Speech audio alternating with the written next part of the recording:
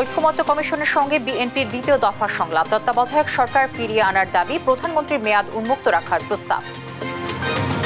Elected government এবং Westminster type of গভর্নমেন্টে এখন prime মিনিস্টারকে একদম সব বিষয়ে যদি হাত পা বেঁধে দেওয়া হয় তাহলে তো রাষ্ট্র পরিচালনার অসুবিধা হবে।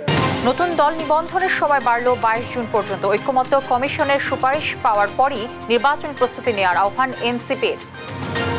সীমান্তে গোলাগুলি, সাধারণ নাগরিক হতাহতের ঘটনায় প্রধান উপদেষ্টার উদ্বেগ। জাতিসংঘকে আরও নারী শান্তি রক্ষী নিয়োগের আহ্বান। জুলাই গণহত্যায় সাবেক মন্ত্রীসহ 45 জনের বিরুদ্ধে 20 জুলাই তদন্ত প্রতিবেদন দেওয়ার নির্দেশ। গুমে জড়িতদের শাস্তি দাবি ভুক্তভোগীদের। এবং প্রাইম এশিয়ার শিক্ষার্থী হত্যায় জড়িতরা পরিবর্তনের আন্দোলনে সম্পৃক্ত ছিল না, অভিযোগ ফখরুলের। দ্রুত গ্রেফতার ও বিচার দাবি ছাত্রদলের। দর্শক, আমন্ত্রণ সংবাদ প্রাতে শুনছিলেন শিরোনামগুলো, সঙ্গে থাকছি আমি তানসিয়া জুথি।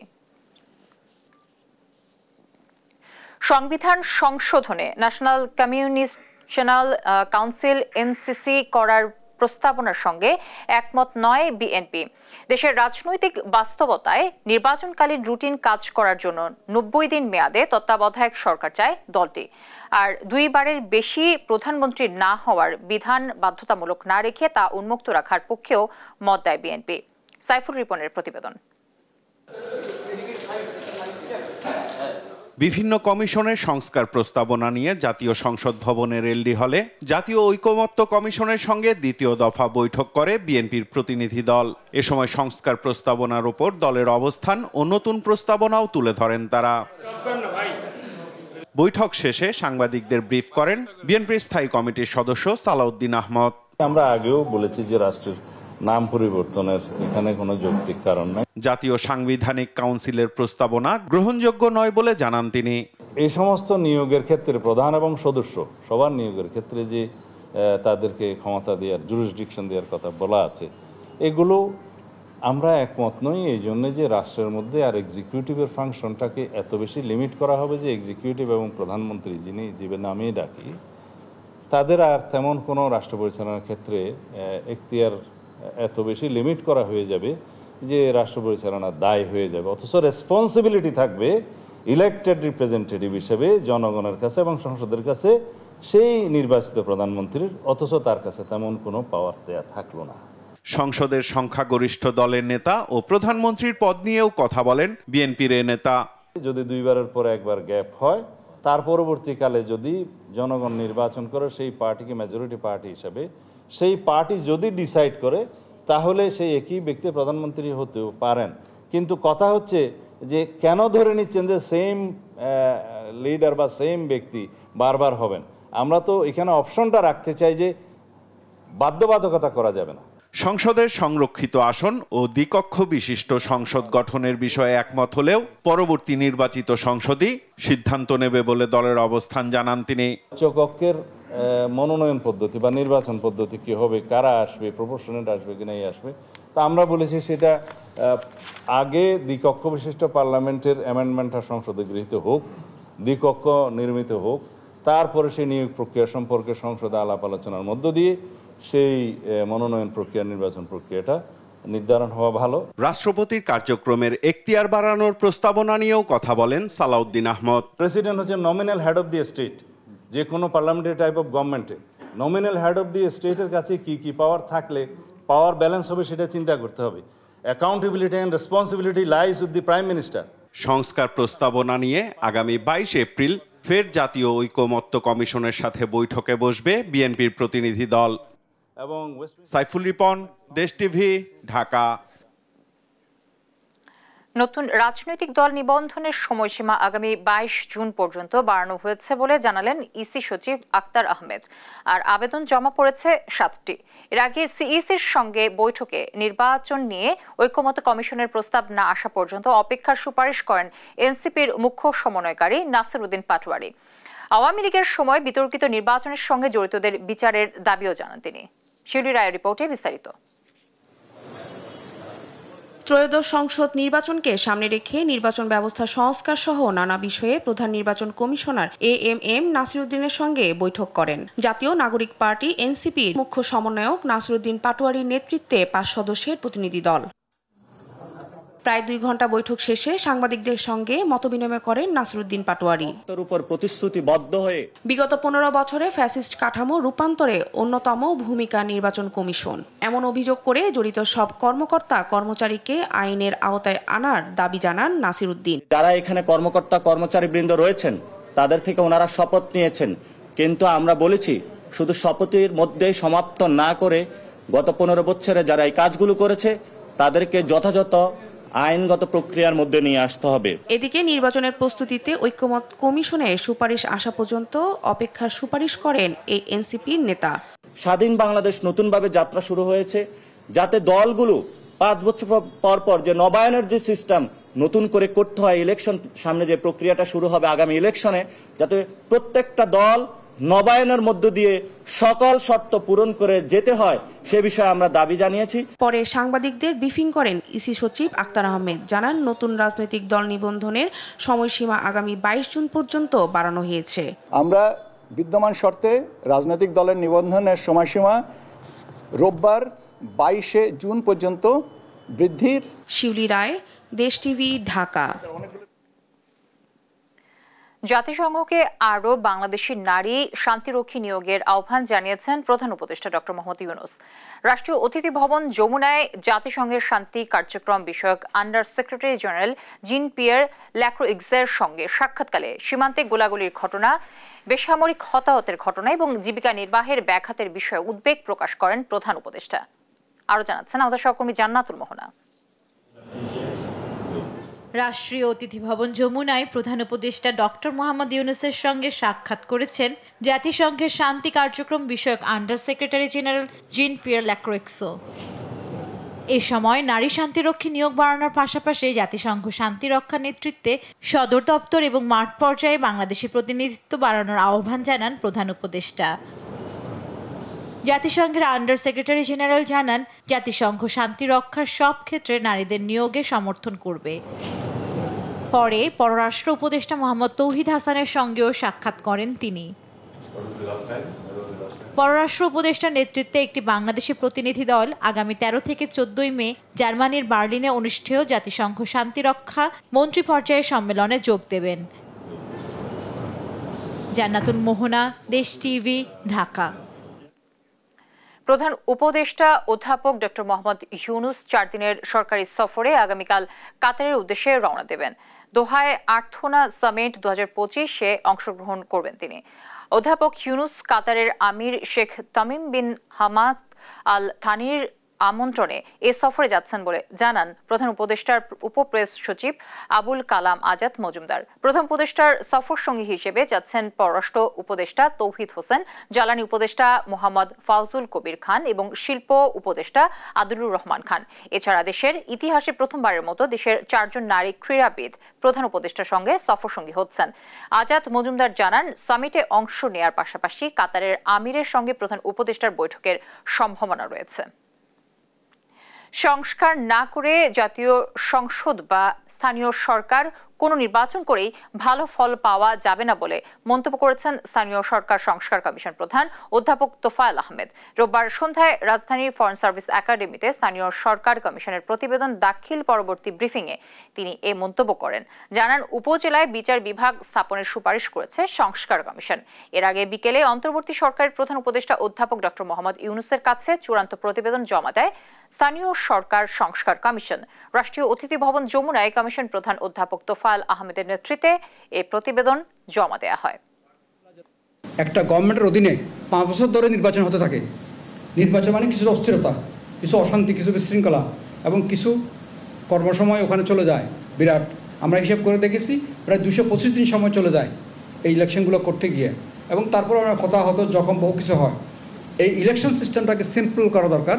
যদি এই সিস্টেমে আসি আমরা, তাহলে একটা শিডিউলে 40 দিনের একটা শিডিউল দিয়েই আপনি 5 বছরের ইলেকশন করে ফেলতে পারবেন। একটা সরকার শুরুতেই এরকম নির্বাচনটা হতে হলে 5 বছর সরকার কাজ করবে, আর নতুন কোনো ইলেকশন লাগবে না। প্রাইম এশিয়া বিশ্ববিদ্যালয়ের শিক্ষার্থী জাহিদুল ইসলাম পারভেজ হত্যার ঘটনায় দুঃখ প্রকাশ করে মির্জা ফখরুল বলেন, আজকে বিশ্ববিদ্যালয়ের এক ত্যাগী শিক্ষার্থীকে হত্যা করা হয়েছে। যারা এই হত্যাকাণ্ড করেছে তারা কখনো এদেশের মঙ্গলের সঙ্গে থাকতে পারে না। রবিবার বিকেলে রাজধানীর ইঞ্জিনিয়ার্স ইনস্টিটিউশনে শ্রমিক দলের সাবেক সভাপতি, বিএনপির ভাইস চেয়ারম্যান, সাবেক মন্ত্রী বীর মুক্তিযোদ্ধা আব্দুল্লাহ আল নোমানের স্মরণে আয়োজিত আলোচনা সভা ও দোয়া মাহফিল অনুষ্ঠানে প্রধান অতিথির বক্তব্যে তিনি এসব কথা বলেন। যারা বিভাজন সৃষ্টি করতে চায় তারা কখনোই গণতন্ত্রের পক্ষের মানুষ নয় বলেও মন্তব্য করেন মির্জা ফখরুল।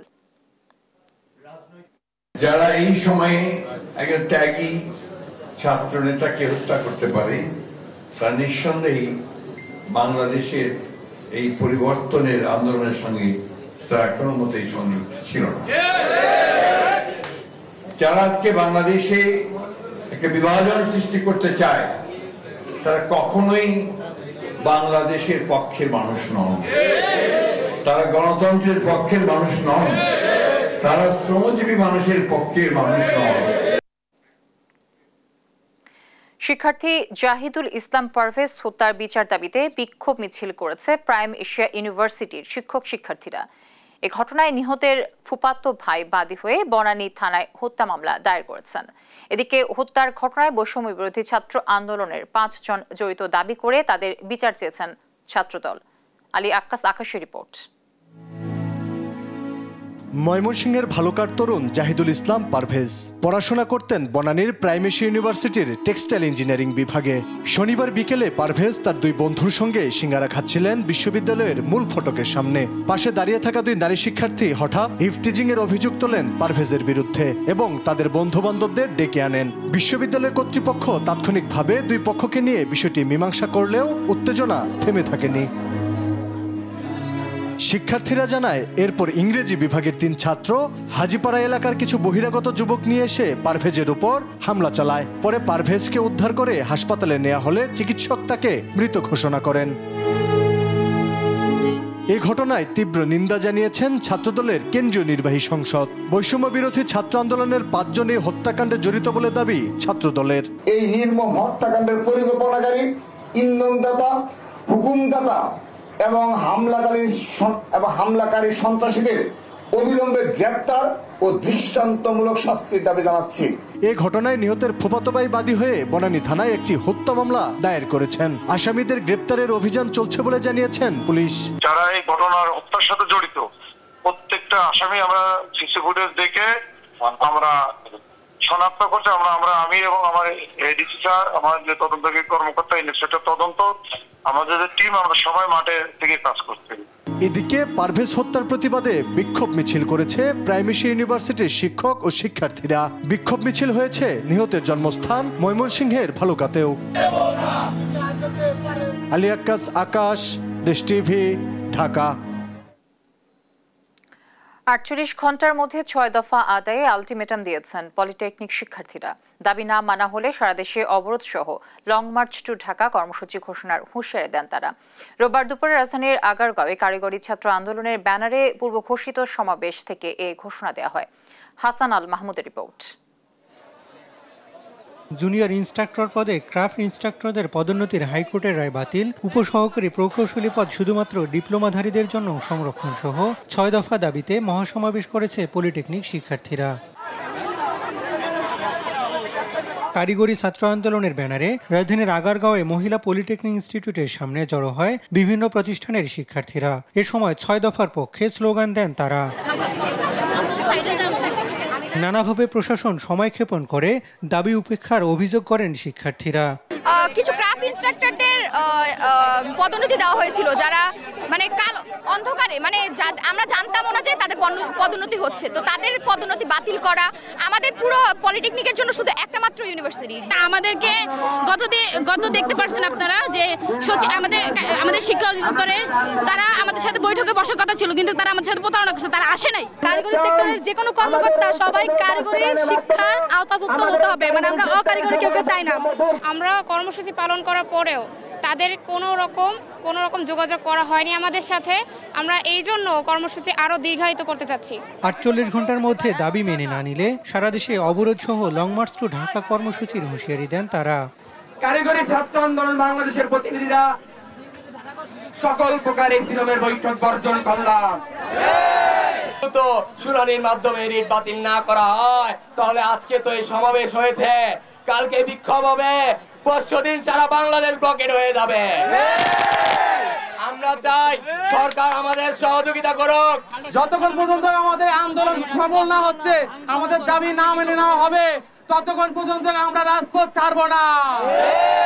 আলাদা কারিগরি মন্ত্রণালয়, ডিপ্লোমা শিক্ষার্থীদের জন্য স্বতন্ত্র বিশ্ববিদ্যালয়, ডিপ্লোমায় ভর্তির ক্ষেত্রে সময়সীমা নির্ধারণ সহ নানা দাবি জানান শিক্ষার্থীরা। হাসান আল মাহমুদ, দেশ টিভি, ঢাকা। রাজুকের নীতিমালা ও নকশা বহির্ভূত ভবন নির্মাণের অভিযোগে রাজধানীর বনশ্রী এলাকায় বেশ কয়েকটি ভবনের অবৈধ অংশ ভেঙে দিয়েছে রাজধানী উন্নয়ন কর্তৃপক্ষ রাজুক। এ সময় নির্মাণাধীন একটি ভবন মালিককে ৫ লাখ টাকা জরিমানা করে ভ্রাম্যমাণ আদালত। রাজুকের নকশার বাইরে কোনো ভবন নির্মাণের সুযোগ নেই জানিয়ে পুরাতন ভবনের বিষয়ে নতুন নীতিমালা হচ্ছে বলে জানান রাজুকের নির্বাহী ম্যাজিস্ট্রেট লিটন সরকার। আলিমুজ্জামান সাফান রিপোর্ট। দিন দিন রাজধানী ঢাকা পরিণত হচ্ছে অপরিকল্পিত নগরে। রাজুকের অনুমোদন ও নকশা বহির্ভূত ভবন নির্মাণের কারণে বাড়ছে দুর্ঘটনার ঝুঁকি। তাই দুর্ঘটনা এড়াতে কঠোর অবস্থানে যাচ্ছে রাজধানী উন্নয়ন কর্তৃপক্ষ রাজুক। রোববার সকালে নকশা বহির্ভূত ভবন নির্মাণের অভিযোগে বনশ্রী এলাকায় মোবাইল কোর্ট পরিচালনা করে রাজুক। এ সময় নিয়মের বাইরে ভবন নির্মাণ করায় 7টি ভবন আংশিক ভেঙে দেয় তারা। অভিযানের নেতৃত্বে থাকা নির্বাহী ম্যাজিস্ট্রেট জানান, অনুমোদিত নকশা ছাড়া নতুন ভবন নির্মাণের সুযোগ নেই। পুরাতন ভবনের বিষয়েও নীতিমালা আসছে। এই অবৈধ অংশটুকু অপসারণ না করা পর্যন্ত আমরা তাদের বিদ্যুৎ সংযোগ বিচ্ছিন্ন করেছি এবং মিটারটি আমরা ডিপিডিসির মাধ্যমে সিজ করেছি।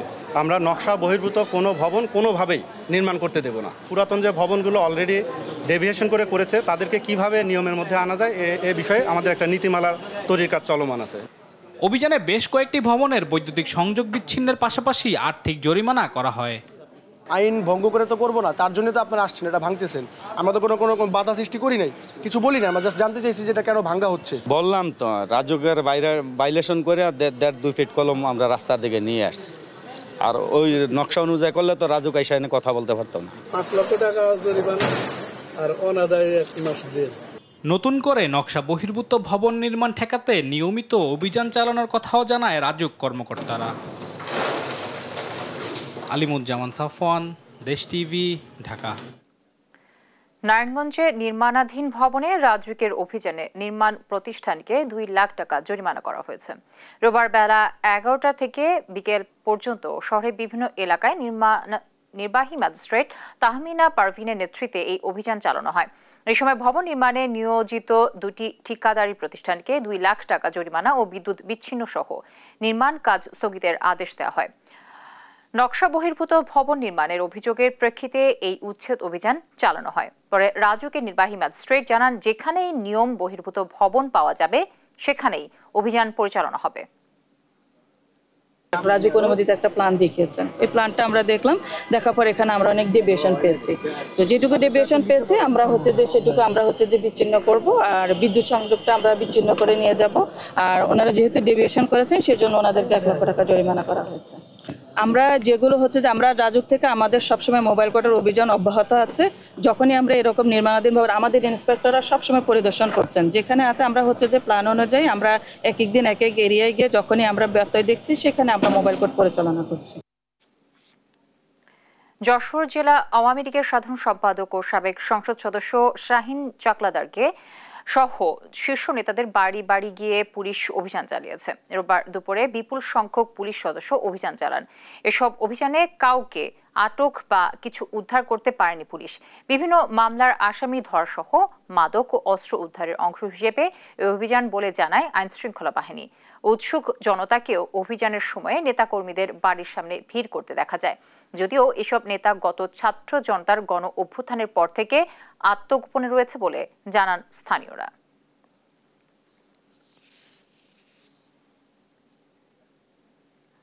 শনিবার রাজধানীতে জমকালো এক আয়োজনের মাধ্যমে গ্লোবাল স্মার্টফোন নির্মাতা ভিভো দেশের বাজারে নিয়ে এলো ভিভো V50 লাইট।